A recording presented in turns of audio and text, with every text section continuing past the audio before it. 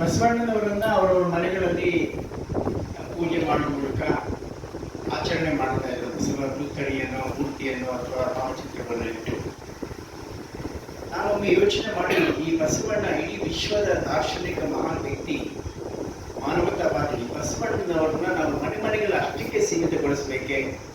ಈ ಬಸವಣ್ಣನವರ ವಿಚಾರಧಾರೆಯನ್ನ, ಅವರ ವ್ಯಕ್ತಿತ್ವವನ್ನ ನಾಡು, ರಾಷ್ಟ್ರ, ವಿಶ್ವ ಎಲ್ಲ ಕಡೆ ಪ್ರಸಾರ ಮಾಡುವ ದೃಷ್ಟಿಯಿಂದ ನಾವ್ಯಾಕೊಂದು ಸಂಸ್ಥೆಯನ್ನು ಪ್ರಾರಂಭ ಮಾಡಬಾರ್ದು ಅನ್ನುವ ಹಿನ್ನೆಲೆಯಲ್ಲಿ ಬಸವ ವೇದಿಕೆಯನ್ನು 1991ರಲ್ಲಿ ಪ್ರಾರಂಭ ಮಾಡಿದ್ರು.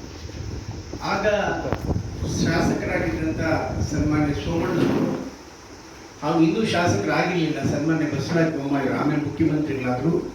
ಅವ್ರು ಇರುವರು ಸಹ ನಮ್ಮ ಜೊತೆಯಲ್ಲಿ ಈ ಬಸವ ವೇದಿಕೆಯ ಪೋಷಕರಾಗಿದ್ದರು. ಇದೊಂದು ವಿಶೇಷ.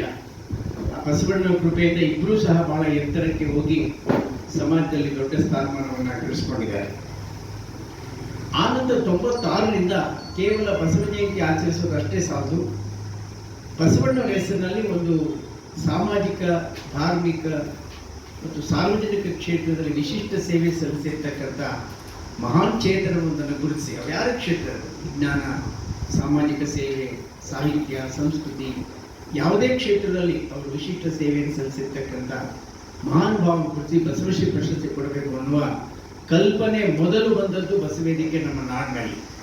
ಆಮೇಲೆ ಕರ್ನಾಟಕ ಸರ್ಕಾರ ಇದೇ ವೇದಿಕೆಯಲ್ಲಿ ನಾವೆಲ್ಲ ಪದೇ ಪದೇ ಪ್ರೋತ್ಸಾಹ ಬಹಳಷ್ಟು ಈ ಸಂಸ್ಥೆಯ ಬಗ್ಗೆ, ಬಸವ ವೇದಿಕೆಯ ಬಗ್ಗೆ ಚಿಂತನೆ ಮಾಡಿ ಹೊರಟಾಗ ಆಗ ಅಂದಿನ ಮುಖ್ಯಮಂತ್ರಿಗಳು, ಹೌದು ಸರ್ಕಾರ ಈ ಬಸವ ಜಯಂತಿಯನ್ನು ಆಚರಿಸಬೇಕು ಅನ್ನೋ ದೃಷ್ಟಿಯಿಂದ ಸನ್ಮಾನ್ಯ ಎಸ್ ಎಂ ಕೃಷ್ಣರವರು ಬಸವ ಜಯಂತಿಯನ್ನು ಸರ್ಕಾರ ಮಾಡಬೇಕು ಮತ್ತು ಅವತ್ತು ರಜೆ ಕೊಡಬೇಕು ಅನ್ನೋ ದೃಷ್ಟಿಯಿಂದ, ಆಗ ನಾನು ಕನ್ನಡ ಸಂಸ್ಕೃತಿ ಇಲಾಖೆಯಲ್ಲಿ ನಿರ್ದೇಶಕನಾಗಿದ್ದೆ. ಅದೇ ಸಂದರ್ಭದಲ್ಲಿ ಬಸವ ಪುರಸ್ಕಾರ ಪ್ರಶಸ್ತಿಯನ್ನು ಪ್ರಾರಂಭ ಮಾಡಿದೆ. ಒಂದು, ಬಸವ ಜಯಂತಿ ಸರ್ಕಾರ ಆಚರಿಸಬೇಕು. ಎರಡನೇದು, ಬಸವ ಪುರಸ್ಕಾರ ಸರ್ಕಾರ ಕೊಡಬೇಕು.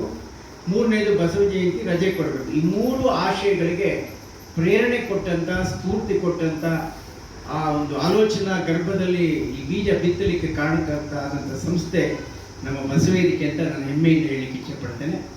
ಅಂದಿನಿಂದ ನೋಡಿ ಎಂತೆಂಥ ಮಹಾನ್ ಭಾವವನ್ನು ನಾವು ಕೊಟ್ಟಿದ್ದೇವೆ. ಸನ್ಮಾನ್ಯ ಬಿ ಡಿ ಜತ್ತಿಯವರಿಗೆ 96ರಲ್ಲಿ ಕೊಟ್ವಿ, ಸನ್ಮಾನ್ಯ ನಿಜಲಿಂಗಪ್ಪನವ್ರಿಗೆ, ದೃಷ್ಟಿಬ್ರಹ್ಮ ಮೋದಿಯವರಿಗೆ, ನಂಜಪ್ಪನವ್ರಿಗೆ, ಜವರೇಗೌಡರಿಗೆ, ಡಾಕ್ಟರ್ ನರಸಿಂಹಯ್ಯನವ್ರಿಗೆ, justice Shivaraj Patil supreme court judge, Nadoja Padma Bhushan Chandrashekhar ಕಂಪಾರ್ಗೆ, ಡಾಕ್ಟರ್ ಡಿ ಎಂ ನಂಜುಂಡಪ್ಪನವ್ರಿಗೆ, ಪಾಟೀಲ್ ಪುಟ್ಟಪ್ಪನವ್ರಿಗೆ, ಮಳಿಮಠ್ ಸಾಹೇಬರು justice, chief justice, S P Balasubrahmanyam ಮಹಾನ್ ಗಾಯಕ, ಜಿ ಎಸ್ ರುದ್ರಪ್ಪನವರು ರಾಷ್ಟ್ರಕವಿ, ವೀರೇಂದ್ರ ಹೆಗ್ಡೆ ಧರ್ಮಾಧಿಕಾರಿಗಳು, ಸುಧಾಮೂರ್ತಿ ಇನ್ಫೋಸಿಸ್ ಸಂಸ್ಥಾಪಕರು, ಎನ್ ಜಿ ಬಾಳಪ್ಪ ಮಹಾನ್ ಕಲಾವಿದರು ಮತ್ತು ಬಸವಣ್ಣನ ವೇಷವನ್ನು ಅವ್ರು ಧರಿಸಿದ್ರೆ ಎಲ್ಲರೂ ನೀವೇ ಬಸವಣ್ಣ ಅಂತ ಕಾಲು ನಮಸ್ಕಾರ ಮಾಡ್ತಾ ಇದ್ದಾರಂತೆ.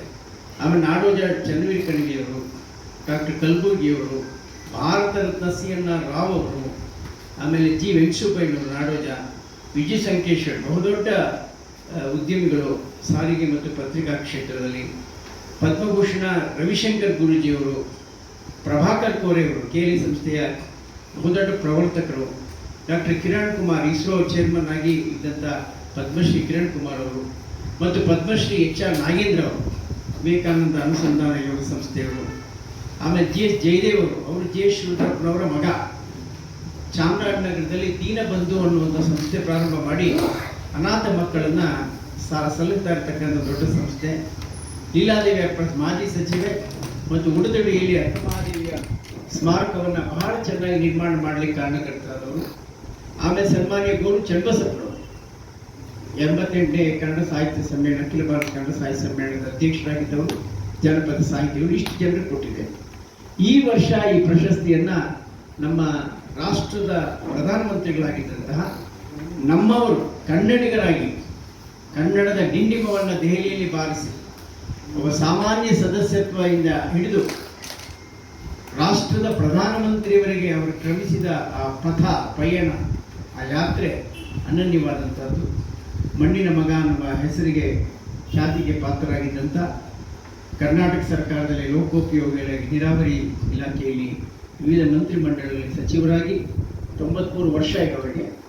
ಈ ಸಂದರ್ಭದಲ್ಲಿ ಅವರು ನಮ್ಮ ಕನ್ನಡದ ಬಾವುಟವನ್ನು ದೆಹಲಿಯಲ್ಲಿ ಕೆಂಪುಕೋಟೆಯಲ್ಲಿ ಆರಿಸಿದಂಥ ಮಹಾನ್ ವ್ಯಕ್ತಿಯನ್ನು ಈ ಬಾರಿ ನಾವು ಆಯ್ಕೆ ಮಾಡಿ ಸನ್ಮಾನ್ಯ ಎಚ್ ಡಿ ದೇವೇಗೌಡರವರಿಗೆ ನಾವು ಈ ವಿಶಿಷ್ಟವಾದ ಪ್ರತಿಷ್ಠಿತವಾದ ಬಸವಶ್ರೀ ಪ್ರಶಸ್ತಿಯನ್ನು ಕೊಡ್ತಾ ಇದ್ದೇವೆ.